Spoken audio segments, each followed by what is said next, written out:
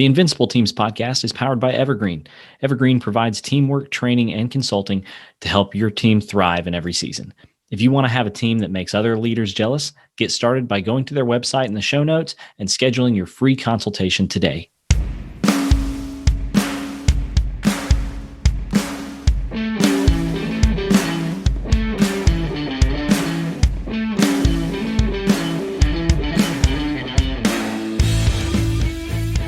Welcome to Invincible Teams, a podcast for team leaders and business owners who are tired of dealing with drama and politics, high turnover, and teams not meeting their potential. We know that team leaders and business owners like you are pretty much always under pressure to get the most out of your teams. And we believe that every team should reach their potential, and that if we get intentional, our teams can become invincible.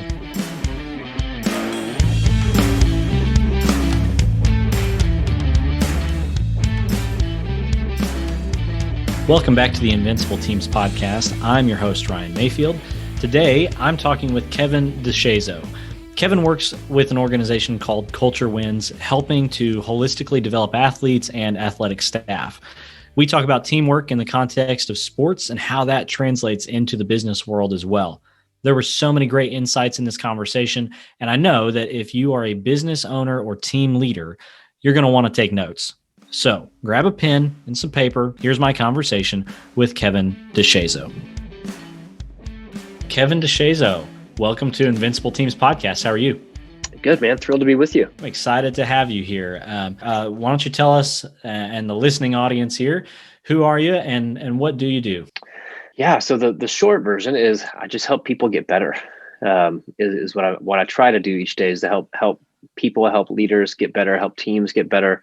The longer version is over the last 10, 11 years, I've run a company called Fieldhouse Media, where I've helped college athletes better understand how to use social media, helped college coaches, college administrators understand not just coming in saying, hey, don't be an idiot, don't screw up, don't post this, but hey, you're going to spend hours a day on this. Let's make that useful for today and for tomorrow. But then over the last 5 or 6 years, as a result of that, have transitioned into doing a lot of leader development, team building, culture building, mostly in the college athletic space or in the overall athletic space, working with some businesses and organizations, but mostly in the sports space. Yeah. Well, I can already tell I'm going to request a second podcast with you to talk about social media and all that. But tell us a little bit more about working with teams, like sports teams, but also you mentioned some business stuff as well. What's that look like? Yeah. So about 5-6 years ago, Jeremy Kubicek, who's co-founder of Giant, he was a mentor of mine for the last 10, 15 years. My wife was employee number 3 for Giant. It was Giant Partners way back in the day. So this was 2005. So Jeremy was moving back to Oklahoma from London, where he had just kind of rebranded, rebuilt Giant as Giant Worldwide, as kind of Giant leading into what Giant is today. And he sent me an email and said, hey, I'm coming back. I want to show you what we've been working on. And I said, great. And at the time, I had just started a daily email for leaders in college sports, just to kind of serve them, inspire them, challenge them. No real content, because I didn't have real content or a system. I just saw there was a gap in leader development in that space. It's not unique there. It's just, where I spend time. And so I was just starting a daily email, and he comes in and shows me some of the kind of the core Giant tools. And I said, whatever that was, like, I need it as a man, dad, husband, but that's the missing piece in college sports. So I've got this little email thing, and I'm starting to get athletic directors saying, hey, will you come? I'm loving these emails. Will you come do a staff retreat? I'm like, ethically, no, because I didn't have any content. I could have figured it out. Oh yeah, I'll do it, and just talked about whatever. But I didn't have a real system. So ethically, I didn't feel okay saying yes to those things. But then when Jeremy kind of showed me some of the tools, I was like, that's it. Let's figure out how to partner these two things together.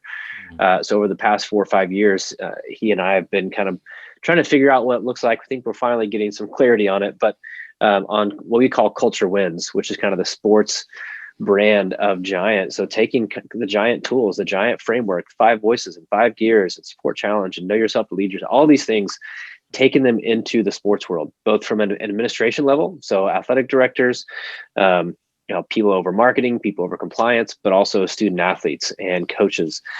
So trying to get really the big goal is to try to transform the culture of American sports. Wow. Which is not going to happen in our lifetime, but it'd be fun to try. Yeah, well, I can see, there's obviously a lot of teams, a lot of sports, a lot of different, even levels. You talk about professional, right. college, and even, before college stuff. I'm sure that you're probably looking into all those and can find a lot of application in those for those teams. So absolutely. Yeah.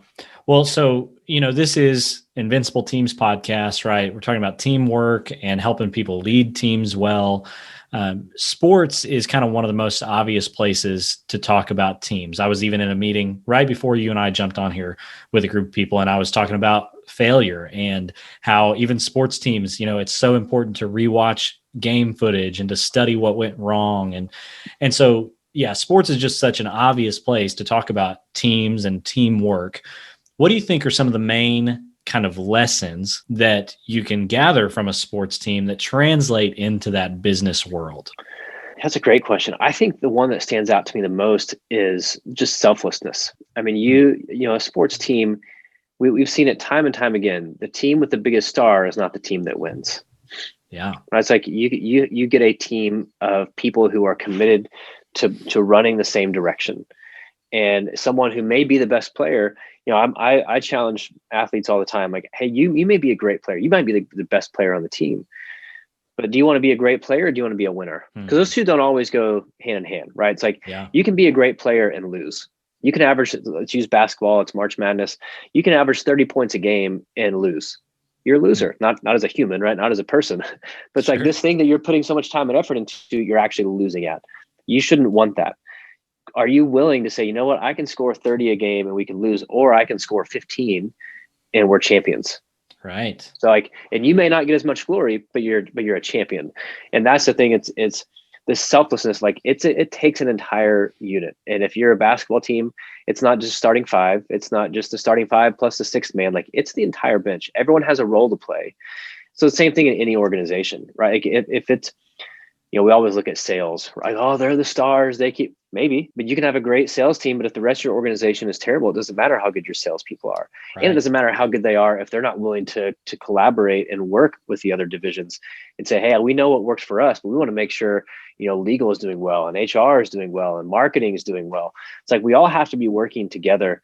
And for me, that's where sports, especially team sports, it's such a valuable lesson to realize it's not about me. It's can I lose some of the credit? Can I lose some of the glory so that we can win? Because ultimately we all want to be a part of a winning team, a part of a winning organization. That feels a whole lot better than just being really good at your job surrounded by people who are miserable. Yeah. Well, and I think that if anybody is a sports fan, it probably doesn't even matter what sport. We can think through examples of that, right? Like where you had some of the greatest players, greatest athletes in the world who really had trouble winning. And, if you got a one-on-one tournament going on, they would dominate the competition. That's right. No question. But in a team sport, you can look, there's tons of examples of teams with less great players that will win against teams with superstars because the superstar can't do it on their own, right? That's right. And it goes even to the giant mindset of thinking like a Sherpa. It's because the best athletes make those around them better so that the team can achieve their goals. Well, the same thing in business. Again, if you're in sales, if you're in whatever it is, maybe you're the best in your organization. Awesome. Is anybody else getting better because of you? If not, then you're not doing your job. It's you're a performer. You're not a leader. You're good at a task. That doesn't mean a whole lot because we can train a lot of people to be good at those tasks. And not to disrespect people who are really good at sales or whatever. Awesome. There are a lot of really good salespeople. But if you're not making other people better, you are limiting your value to the organization and you're limiting your legacy. Yeah, that right there.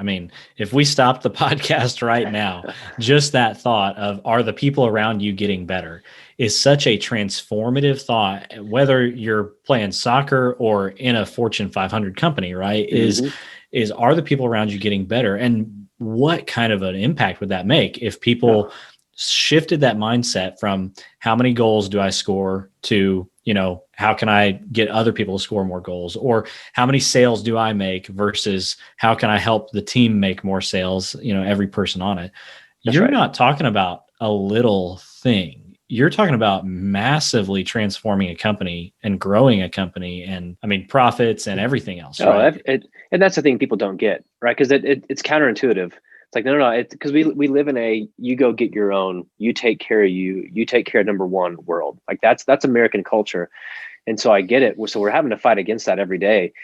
But it's like, if you can, I don't even want to say most people are committed to their craft, because honestly, most people aren't. Most people are just going through the motions of life, right? Like they're just showing up to get the paycheck. And I'm not trying to be negative. People, like, that's why it's kind of, we have jobs because most people are just asleep, right? They're just going through the motions. But the people who think they're making a difference are the ones who are committed to their craft. Like whether it's teaching, whether it's engineering, whether it's sales, whether it's healthcare, like I'm going to be really good at my craft. And that should be the bare minimum, right? Like commit to being as good as you possibly can be at your craft, but be just as committed to being a great teammate.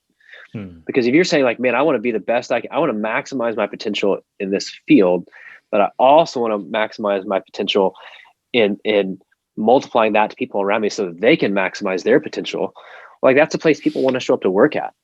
Yeah. And again, that's how you get, if everyone is running with that mindset of I'm going to be great and I'm going to help them be great, you get more profits, you get more, everything gets, you get less turnover, less drama. It's like all these things that we talk about with culture, like they're not just, they're real. Like they can actually exist if we actually pursue them. Yeah. So this brings me a thought. I'm going to come back to culture, but I'm going to take a quick detour, and who knows if I'll even leave this in the podcast, but, I promise there's a point to this. Have you ever watched the show Ted Lasso? Oh, absolutely. Yeah. I mean, okay, if you're listening right now, if you're going to watch one show, watch Ted Lasso. It's the greatest thing on television. And in fact, stop listening to this and just go start watching it. It's Hey, fun. Careful now. This is not your podcast. That's right. I shouldn't be the one saying that. After this, yes, go watch the show. But it's an incredible show. And so what it made me think of, I won't spoil anything, but there's one point where Ted, the coach for the team, he pulls the quote unquote best player off the field, right, in the middle of a match, and people freak out because he's pulling his best player, and how could he do that? And it translates into a lot of success for the team. Do you think that has any relevance kind of in the business world? If you're talking to a team leader who's got a star performer, should they consider pulling them if they think they're hurting the rest of the team? Oh, absolutely. Because we talk a lot about living the standard. In too many organizations, there's two different standards, which means there is no standard. There's the standard we talk about for the team or the organization, and then the standard that we allow the quote unquote best player to live.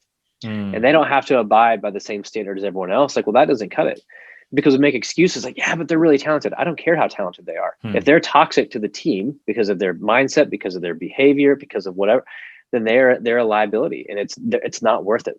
No amount of production will ever be worth allowing a toxic employee to continue being toxic, because what you're doing is everyone else is seeing that and saying, oh, that's allowable. Now, why should I commit to this standard if this guy is getting to live this way? I can show up that I can be negative because he's getting not getting reprimanded for it, not being disciplined for it, actually being rewarded for it.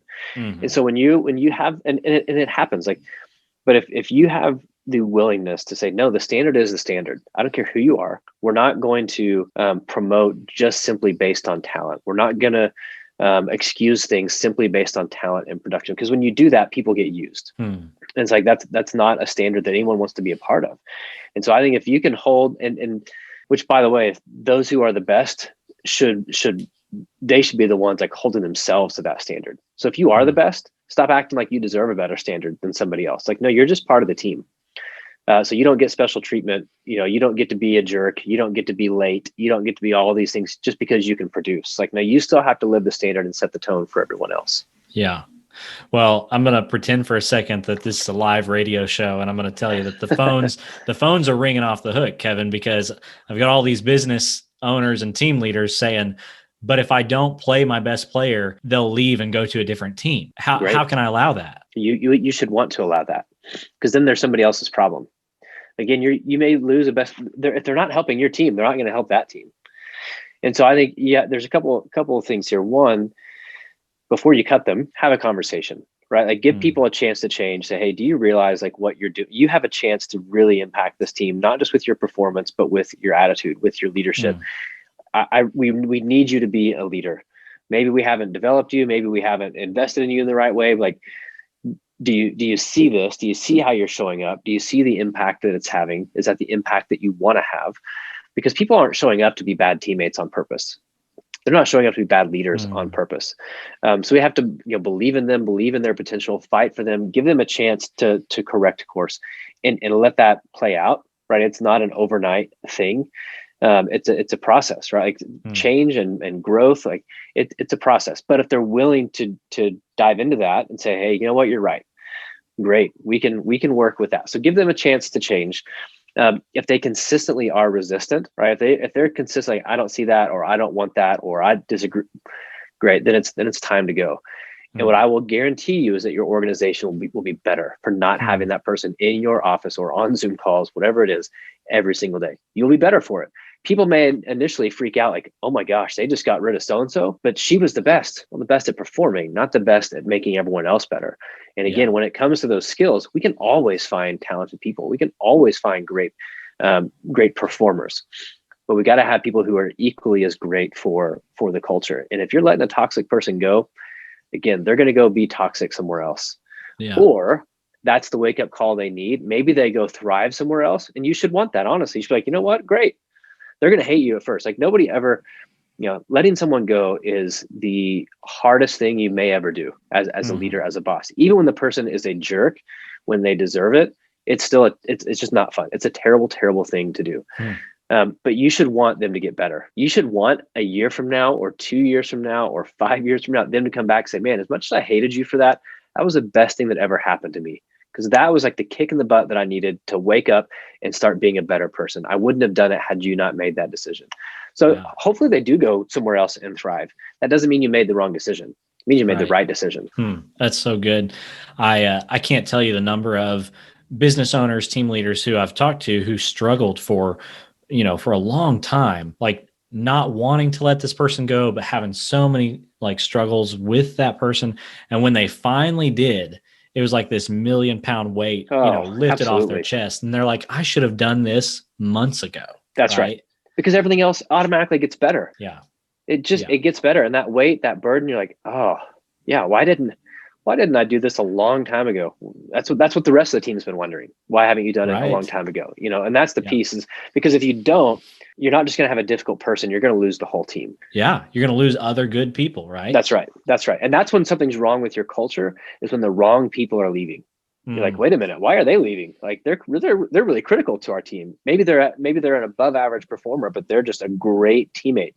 When you start losing those people to jobs that aren't better, that's a problem. Man, yeah, that's so good. I also love how you went into that, when you're talking about having that conversation with them. You said, hey, do you know how you're coming across, how this is like, I love that there's no assumption in there, because I think that happens a lot is, absolutely, hey, you're a jerk, we're done here. Right. And it's like, you can get blindsided. And I'm sure many of us have been there. I've been there, where somebody said something to me and made some assumptions and I was unaware of it. And it really sucks to be blindsided. It doesn't really help anybody. So I love the non-assumption there with that question. I think that's a great way to phrase that. Yeah. Well, again, most people don't know they're being bad teammates, or they're aware of it, but they're just so insecure. They don't know how to get out of it. They don't know how to change because they've just been showing up a certain way for so long. And so to be the person is to actually fight for them. Say, hey man, like I care too much about you to let you keep showing up this way. And I care too much about the rest of the team. I don't even know if you're doing this, but I have to bring it to your attention. Because what tends to happen is we talk a whole lot about people and we never talk to people. Yeah. Well, people can't correct things that they're unaware of. Yeah. And so instead of choosing to believe that they're doing it all on purpose to try to sabotage you and sabotage the team, and like choose to believe like, man, they have no idea. And it's actually, it's my job to let them know, not to attack them with it, but to hold that mirror up, say, hey, do you realize what you're doing? And the fact that you're losing influence every day, man, you don't want to do that. Like, I don't want that for you. I think you have so much potential here. And again, that doesn't guarantee it always goes well, but you have to give that conversation a chance to succeed and give that person a chance to actually want to own it and want to get better. Because if you just attack them, nobody, we hear the phrase or use the phrase all the time in the Giant world of call people up, not out. When you call them out, you're just shaming and embarrassing them. And that doesn't make anybody want to get better. It just makes them get worse. So you gotta give that conversation a chance to go well. Yeah. Oh, absolutely. Man, I love that. There's so much wisdom in all of that. That's great. Well, so, we were talking about culture, and I want to know what you think with sports teams. Where do you think culture really starts? Who sets the tone for culture? Is it the players? Is it a team captain, a coach, team owner? Where does culture come from in a team like that? Yeah, I think the coach, because they are the voice, they're the head. And so they have to be the one communicating and shaping the vision for what that culture should be. Most teams take on, the persona of their leader. And that's why culture, when we talk about healthy culture, it looks very different everywhere. Right. You can have a lot of successful teams. And so even if it's talking about communication and collaboration and relationships and alignment, all those things, it's going to look different on every team because the leaders are different and the people are different. So it's not just this black and white cookie cutter culture thing, but I think it always starts with the coach. But I think it's built by everyone else, right? The coach kind of lays the framework and puts the guardrails in place, but it only happens if the players want it, if the players believe in it, because they're the ones that have to build it. And so it's, I spent some time with Liberty basketball last year, and everyone talks about a player-led culture, right? That the best teams have a coach communicated, but a player-led or a player-built culture. In the business world, a lot of times they would say it's communicated from the top down, built from the bottom up. So it's same kind of mindset is that the people are really the owners of the culture. They're the ones, it's how they communicate, how they operate every day. But the leaders kind of lay that framework. And so the players know, the people know where to operate in the midst of it. Well, Liberty basketball, I was on a road trip with them, and for the first 15 minutes of practice, every practice, the seniors ran practice. Coach, they're like, coaches, you're out. Like, we are going to run practice. Wow. And I was saying with their coaches, I'm like, is this normal? They're like, they've been doing this for like a year and a half. And I was like, okay, but what they were doing, and this is when we talk about culture multiplying, is they're showing the young guys, this is what we do here. Coach can talk about it, but it's not real unless we actually live it. And so it's again, leader communicated, but player or employee lived and created. Man, that's so good too. I think you're making different things fire in my head. I'm trying to not talk about every one of them, but it makes me think of, you remember the great movie Coach Carter, right? Yep. And that same kind of deal, like he can implement it, but it takes the players to actually turn it into reality. That's right. I think, so I love that idea. It's really interesting. I've never heard anybody put it that way, of the coach kind of laying the groundwork and the guardrails, but the players being the ones to bring it to life. How do you see that translating into a business arena? Yeah, I think it's the same, right? I think it's a leader, whether it's a CEO or if it's a division leader, right? Maybe you're a large organization, and so you're the leader over a unit. Again, could be legal, could be HR, could be marketing, could be sales, it could be a principal at a school, whatever it may be. You're the one communicating, hey, this is where we're going, and this is who we want to be along the way. This is how we want to operate. But you have to almost deputize everyone else to create that. If you're a leader who has managers and you're not going to utilize them, why do you have them? You're like, why have managers if you're trying to dictate everything and be the control freak? Like, let your people create. Let them be the ones who bring that culture to life. They don't have to be your little robots. Let them run. Let them build. Let them create. As long as it's within this framework of, hey, these are the general ideals that we want to operate within. Because culture, again, it's going to look very different. And I go to Nick Saban in Alabama. People probably don't think of him as a humble person. But like, if you think Alabama is very different today than they were 4 years ago, 8 years ago, 10 years ago. Well, there's a humility within that of saying, hey, this is the standard in terms of like, these are the things that we're not going to negotiate. Everything else is up for grabs because the ultimate goal is to get better. So great. We're not going to compromise on these things. Everything else, guys, let's just create and adapt and grow and change whatever we need to change. And that allows people to operate within their own strengths. Well, I live in Arkansas, so I don't know if I'm legally allowed to say anything good about Nick Saban. But I can totally see that. And, I want to key in on something you just But your said, Hogs you are looking used, good right now, by the way. yeah, big game I shouldn't tonight. assume that. Speaking of assumptions, I shouldn't assume you're an Arkansas fan, but I cannot confirm or deny that here. I grew up a massive Arkansas fan, actually. There you go. Well, so yeah, I want to key in on something you said, though. You use the word deputize. Mm-hmm. And I love that idea of a coach or a, CEO or whoever it is, deputizing other people, quote unquote, underneath them on an org chart to be the purveyors and creators of the kind of culture they want. Yeah. Do you have any examples of that? What does that actually tangibly look like for somebody in business to deputize someone else to implement culture? I think it's just having an intentional conversation. We would call them culture captains, and they're people of influence. Again, maybe they're division leaders, maybe they're right below those people, but they're influencers. They are people that other people listen to. They're subculture leaders, and it's saying, hey, here's the culture I'm trying to build. It's not going to happen without your help. So I got to rely on you and you and you, and on a sports team, it could be your captains, right? However you want to phrase it, but it's a group that you say, hey, this thing we're trying to build doesn't happen without you guys. We need everyone, but you guys are the key to everyone else. I know as a leader, I know that these people are only going to buy in if you guys buy in. It's not just on me. A lot of it rests on me, but I need your help. I need your influence. I need your wisdom. And so it's being able to allow them to ask you questions, to challenge you, to help you shape it, so that when it's communicated to everyone else, they're already bought in, they're answering questions. It's not just you communicating to everyone else. It's, hey, you've got a team of people who have questioned and refined and shaped this thing. Yeah. And so, and they hold people accountable to it. That way it's not always you. It's like, guys, if you see something, I'm not asking to be big brother or be a jerk. Like, if people aren't living the standard, if we're falling short, you guys hold people. Don't keep running to me. Hey, no, you go deal with it. You're a culture captain. You're a leader. Let's act like it. But we also have to make sure we're investing in developing those people so they can do that well, right? It's not just say, hey, you're a culture captain, good luck, and setting them up to fail. It's an intentional kind of ongoing thing.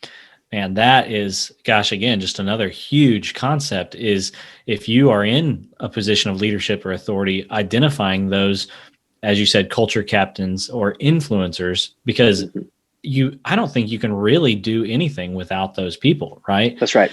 And so I remember in college, there was this group that got started up, and I was the first one involved from, my university. And then there ended up being a couple hundred students that were involved after me. And somebody was like, man, how did you get all these people? And I'm like, well, first of all, if you think I'm connected to all these people, you don't know me very well at all. I don't know all these people, but I knew two people who did know all these people. Yep. Right. And so I didn't bring 200 people. I brought two people, but it was the two right people who had the influence, who were those culture captains you're talking about. And I just think that anybody in business, if you're in leadership, gosh, you better know who those culture captains are. That's right. Because they're the ones who swing the tide one way or another, right? Oh, and if you think, if you're a leader listening to this, you're like, man, this sounds like a lot of work and a lot of time. It is. It is. But I just had a conversation with someone else, like, and we always say we don't have time, right? As leaders, like, man, I don't have time for this and this. It's like, well, you're going to spend that time somewhere. Is the truth. You're either going to spend it on the front end, figuring out who these people are, how you can invest in them, how do you communicate and build a relationship and get buy-in from them, or you're going to spend the time on the back end dealing with all the drama and gossip and frustration and disconnect and lack of productivity because you didn't do this stuff. Yeah. So you're going to spend that time somewhere. It's like, you might as well spend it on the front end trying to get things right and saying, man, and a lot of it, again, just goes back to humility, because just too many leaders, and again, this is just kind of a byproduct of American culture, but what they think the movement, they think the vision, they think it's all about them. It's like, no, it's about, such a cheesy phrase, but it's about we over me. So it's like, you need to get out of the way. And if you actually care about this vision, if you actually care about this culture, if you actually care about the success, then get out of the way and allow everyone else to build it. Yeah, man, I love that. Well, let me shift the conversation just a little bit here, and let's talk about team cultures that fall apart, right? Mm-hmm. You can look at plenty of sports teams that have done this, where once there was a great team, even a great dynasty, right? Mm-hmm. Who now doesn't exist. And so what do you think of in terms of warning signs for teams that that are beginning to fall apart, what are the things that often get missed that should have been caught somewhere? That's actually a really, really good question. I think a couple of things. One is complacency. You stop holding each other accountable to a certain standard. You just think, well, we know what to do. It always works out. And so your effort just slowly starts to drift. Your intentionality slowly starts to drift. I think insecurity is always a huge thing that takes out leaders. It takes out teams. But I think usually teams the red flag that they're about to fall apart is that complacency, their inability to have difficult conversations, to bring challenge to each other, and isolation. It feels like this is especially true for leaders. It feels like the more successful a leader gets, typically, or for those who things fall apart, it's because the more successful that they got, the more isolated they became. And then that happens to the team. So there's not that presence, there's not that connection, there's not that relationship. And you hear all the time with winning teams or winning organizations, there are things that go on because people are human. So for people who, we talk about healthy culture, that doesn't mean everything's perfect, right? Like there are debates, there are disagreements, there are arguments, because you can have a great culture today and it could be terrible tomorrow. I mean, people could show up with ego and insecurity tomorrow, and your 9 out of 10 culture goes to a 4 out of 10 overnight. But it's you hear this phrase often of like, hey, don't rock the boat. Things are going well. Like don't rock the boat. Like we're winning. Like just leave it alone. It's like, no, when things are going well is when you do rock the boat. Yeah. Right. Because if you don't, those cracks become massive fractures. Right. Yeah. I think Toys R Us, Blockbuster, and Kodak all thought that things were going really, really well. That's at right. one point. That's right. And it's and my guess, and I've not read books on those companies, but my guess is if you look into them, there were people who were like, hey, I see some things that may not be, I don't know, we're going okay right now. We're going okay. I know we're going okay. I'm not saying things are wrong. I'm just saying I can see a year from now or whatever. And there's some, and no, we don't want to like, don't make it mad today. Like things are going well. Let's deal with that next year or next month or next quarter. It's like, no, deal with things now. Bring those, because again, they're a really small crack. And it may not seem like a big deal, but the more you ignore it, that the wider that crack gets, and it just fractures and fractures and fractures. And then when that real stress hits, it's too late and you're broken, and you can't go back. You can't course correct. And so to be able to, I think the teams who are consistently performing and consistently winning are consistently challenging each other. Are we still operating at our best? Are we still living the standard? Are we innovating? Are we dreaming? Are we doing things that great teams do, or are we just relying on what we used to do? To put it into a sports analogy for any football fans out there, it makes me think of, the I imagine just excruciating decision for the Green Bay Packers to cut Brett Favre, right? But if they didn't do that, they never elevate Aaron Rodgers, who turns out to be one of the very best players of all time. But Brett Favre, and that's the thing. Leaders have to, and this is so hard. Like leaders have to make really hard, often unpopular decisions. Yeah. It's like, and you just got to be okay with that. It's like, and this doesn't mean you're always right. Like, of course you'll get stuff wrong. And when you do, you own it. Like mess that one up. Like thought it was the right decision, thought it was the right direction. It wasn't, I was wrong. So own that. But more often than not, it's like, you just have to be consistent with the values and the visions. Like put your head on the pillow at night, feeling like you did the best thing that you knew to do. And if you can do that, you'll be all right. Because there's a lot of noise out there. And the best way to lose is to listen to outsiders. And now that doesn't mean don't have people advising you, don't have people like speaking into your life, but the crowd is the crowd for a reason, right? They're not in the arena. They're not inside your walls. It's like to play to popular opinion, to try to get that validation is a losing battle every single time. Yeah. Gosh. Well, I feel like this conversation could go on for a long time. And so I'm definitely going to ask to have you back for another round, but tell us a little bit more about Culture Wins and what you get to do with that, just so people can learn a little bit more about it. Yeah. So, it's part of Giant, and Jeremy Kubicek and I have kind of rebuilt, kind of reframed a lot of the Giant tools for the sports world. So for athletes, for coaches, for administrators at every level. And really it's trying to simplify a lot of the Giant stuff, like, because coaches, as busy as other leaders are, the sports world leaders are just so busy. And so can we cut stuff down without losing impact? But ultimately, we're trying to help coaches and leaders and student athletes become more self-aware, become better teammates, because the sports part of what they do, I'm not trying to dismiss it, but that's the easy part of what they do. Just like for any of us, right? The business part of what we do, if you're a teacher, or if you're a doctor, or if you're an engineer, like, you know your craft. You can always learn, you can always get better. That's the easy part of what you do. The people part, the self-awareness part, the leadership part, the culture part, like that's the secret sauce, and that's the more difficult thing. And so we're trying to create frameworks and systems for them to be leaders that last. And so part of that, we're rebuilding, there's the giant platform. We're rebuilding Culture Wins TV for athletes. And so redoing a lot of the programming for that world. And even, so this is kind of going a different direction, but in the college sports space, it's about to shift significantly where student athletes are about to get paid, not by schools, but they're going to be able to be paid to go speak at their old high school, to do a commercial for social media influence stuff. And so we're building out our platform partially to develop leaders, but partially for that stuff as well, kind of the old school world of mine of social media stuff, but bringing in financial literacy, bringing in mental health stuff, all for student athletes to have. And again, with 5 voices, with 5 gears, communication code, all of our tools, all at the palm of their hands, 24/7, 365. Man, that's good. So let's just walk through a scenario here. Let's say I've got a local guy who is the regional leader for FCA in the area. Yep. What would you put him onto? Like, what would it look like for him to interact with Culture Wins? Yeah. Could be a number of things. Could be me speaking with his group several times, one time. Could be he wants to get the players on the platform where they're getting leadership development, where they're getting all this other kind of holistic, not just leadership, but just kind of life skills development.